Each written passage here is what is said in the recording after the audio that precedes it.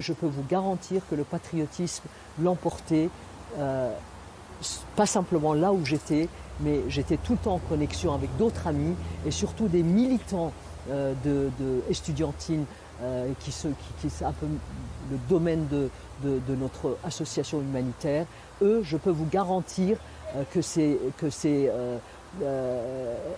elles étaient totalement indignées en disant c'est pas M. Netanyahou ni M. Trump qui vont nous libérer et ils ne pourront pas voler notre lutte parce que c'est à nous de nous libérer du joug de la dictature et de la théocratie. Le cynisme de M. Netanyahou et de M. Trump et surtout de M. Netanyahou en disant qu'il va y avoir quelque chose d'extraordinaire. Si c'est les bombes, les choses extraordinaires, la population iranienne n'en veut pas. Ça suffit. Il y a eu assez de bombes autour de nous depuis des années et maintenant, c'est le tour de l'Iran. COVID, and I wasn't able to get on that flight, and then a few months later, you know, I know he wasn't doing well, and I talked to his wife, and they were with him, and I said, put the phone near his ear, so I could say my goodbye. En plein cœur de la saison touristique, les habitants de Venise s'en seraient bien passés. Déjà excédés par les milliers de visiteurs quotidiens, les voilà en guerre contre l'organisation du mariage de Jeff Bezos dans leur ville. Leur dernière action en date, le déploiement en fin de semaine dernière d'une immense banderole sur le campanile de la place Saint-Marc, fumigène à l'appui, pour faire savoir au plus grand nombre que le milliardaire n'est pas le bienvenu. Le nom de leur collectif, Pas d'espace pour Bezos, s'affiche partout dans les rues et sur les ponts de la Sérénissime. C'est sûr qu'il sera impossible de se déplacer, de vivre dans cette ville qui est de plus en plus vendue aux touristes, aux stars et aux milliardaires. Nous ne sommes pas contre leur union, bien sûr. Mais nous, les jeunes, nous luttons quotidiennement dans cette ville où il est devenu impossible de se loger. Et là, il suffit qu'arrive un multimilliardaire et tout est facile. Selon les informations sorties dans la presse, Jeff Bezos aurait réservé plusieurs hôtels de luxe pour ses convives et aurait privatisé de nombreux taxis et gondoles pour permettre à ses stars d'invités de se déplacer. Des rumeurs et protestations qui exaspèrent le maire de la ville. C'est une personne qui a accompli de grandes choses au niveau mondial. Nous en sommes extrêmement fiers. Je ne sais pas si nous aurons le temps de nous rencontrer, de nous serrer la main, mais c'est un honneur qu'il vienne à Venise, qu'il ait choisi Venise. Lui et tous ses amis, nous sommes heureux. Il faut dire que le mariage de George et Amal Clooney, célébré à Venise en 2014, a laissé un mauvais souvenir aux habitants. Pendant plusieurs jours, la ville s'était retrouvée comme paralysée. Le scénario a tout d'un film d'espionnage. L'Iran a été infiltré en profondeur pour être frappé en plein cœur. Voici le récit de l'opération inédite menée par Israël. Nom de code, le réveil du lion. Lancé vendredi 13 juin à 2h15 du matin, mais orchestré depuis des années par le Mossad, les services secrets israéliens. La face visible de l'offensive israélienne, ce sont ces avions de chasse. Mais dans le plus grand secret, un commando d'agents infiltrés passe aussi à l'action sur le territoire ennemi. Dès le lendemain de l'attaque, Israël s'en vante, images à l'appui. Ces silhouettes seraient des hommes du Mossad qui, en pleine nuit, sur le sol iranien, déclenchent des drones kamikazes. Des missiles israéliens ont aussi été tirés depuis l'Iran. Le régime islamique dit avoir retrouvé ses lanceurs téléguidés à distance. Dans le même temps, des voitures ont été piégées pour des assassinats ciblés. Un plan préparé dans les moindres détails, selon cet ancien officier des services de renseignement israéliens. Cette capacité d'Israël à attaquer de l'intérieur, de façon simultanée, ça a créé un énorme effet de surprise. Ils ont réussi à provoquer le chaos, la peur et surtout la destruction de la défense iranienne. Depuis vendredi, c'est la paranoïa en Iran. Les autorités poursuivent, fouillent systématiquement tout véhicule suspect. Car Téhéran en a désormais conscience. Depuis des années, le Mossad a fait rentrer en toute discrétion des armes en kit et les a assemblées dans des planques sous le nez et la barbe des mollahs. La police iranienne dit avoir découvert l'un de ces ateliers, abandonné dans la banlieue de Téhéran. La télévision d'État en fait un reportage. Ce sont des ailes de drone. On en a trouvé plusieurs et des boîtiers GPS aussi.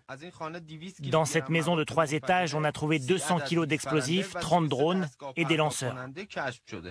Une logistique ultra sophistiquée. Cela a forcément pris des mois et des mois. Ils ont dû créer des entreprises, des sociétés écrans qui amènent les éléments en Iran sans attirer l'attention. C'est très élaboré. Il a fallu du personnel pour recevoir les marchandises, recruter des agents des douanes, trouver des entrepôts, des chauffeurs de camions. La plupart d'entre eux ne savaient même pas qu'ils étaient manipulés par le Mossad. Les autorités iraniennes se lancent dans une chasse à l'homme et présentent ces images comme des arrestations d'espions. Plus de 500 agents à la solde d'Israël auraient participé à l'opération. Des hommes du Mossad, mais aussi des recrues iraniennes, suffisamment haut placés pour savoir en temps réel où et quand frapper.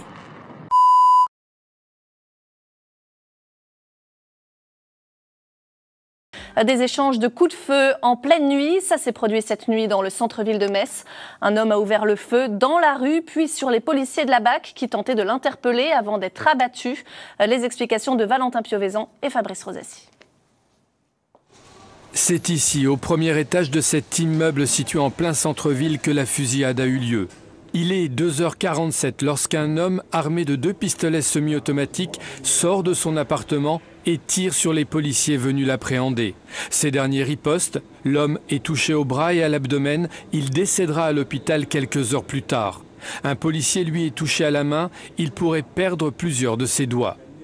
Le drame trouve son origine quelques heures plus tôt, dans la soirée. Vers 21h, une personne qui déambulait dans les rues de Metz, rue Fournier-Rup, faisant un peu de bruit, s'est vue interpellée par un individu qui se trouvait à l'étage de son appartement et qui a exhibé une arme longue. L'arme en question est un fusil de guerre. Arrivés sur place, les policiers de la BAC vont tenter de raisonner l'homme, sans succès. Ils décident de l'interpeller, puis tout s'enchaîne.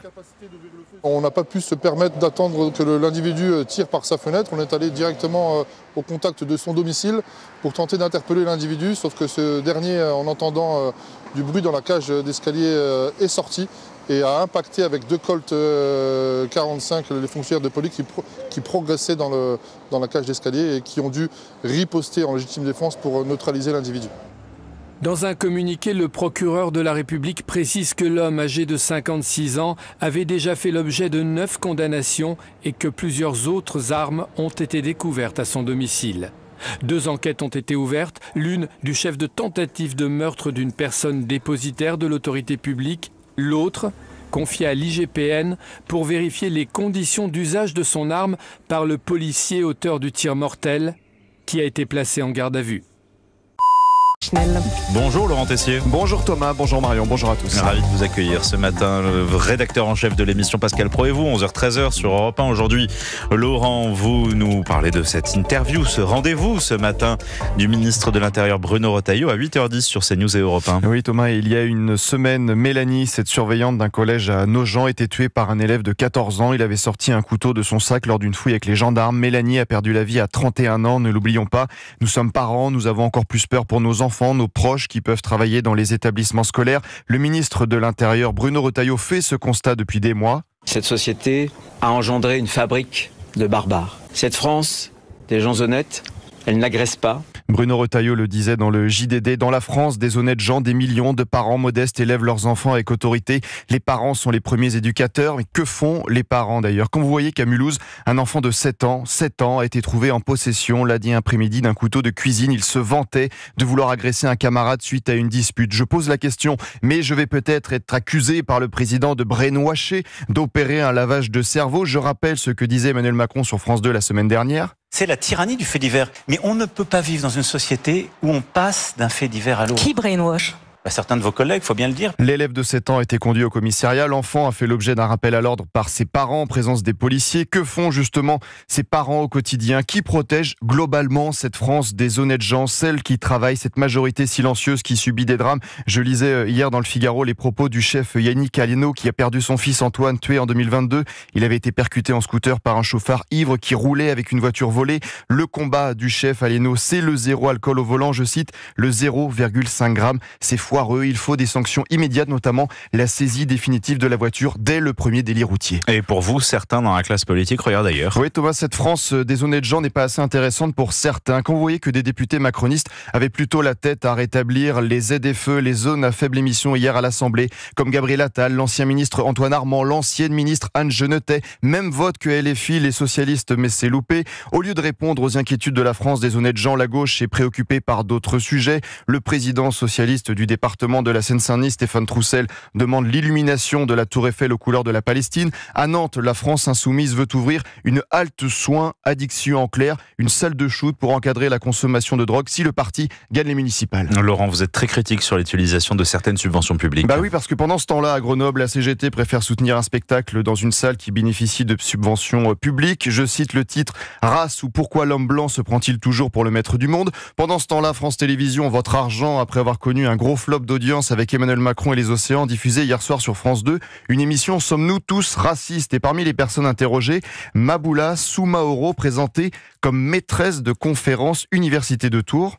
Les Noirs ne courent pas plus vite que les Blancs ne courent pas moins vite que les Noirs. Et évidemment, France Télévisions ne précise pas que Maboula Soumaoro a soutenu les actions du comité Adama Traoré, qu'elle a participé il y a quelques années à un camp d'été décolonial, qu'elle a été soutenue à plusieurs reprises par Rima Hassan, qu'elle a tenu ses propos il y a quelques années. Non, s'il vous plaît, chacun a parlé. Exprimé à ce pays qui est le mien et que j'ai le droit de traiter comme je veux. Et votre monde, cet homme blanc ne peut pas incarner mais au sens littéral. C'est pas lui l'antiraciste. Et à mes yeux, il ne peut pas avoir raison contre une noire et une arabe. Il ne peut pas, c'est pas possible. On ne vous dit pas tout. La France des honnêtes gens est en attendant oubliée. Merci Laurent Tessier. On vous retrouve donc de 11h à 13h. Pascal Praud et vous sur Europe 1. À tout.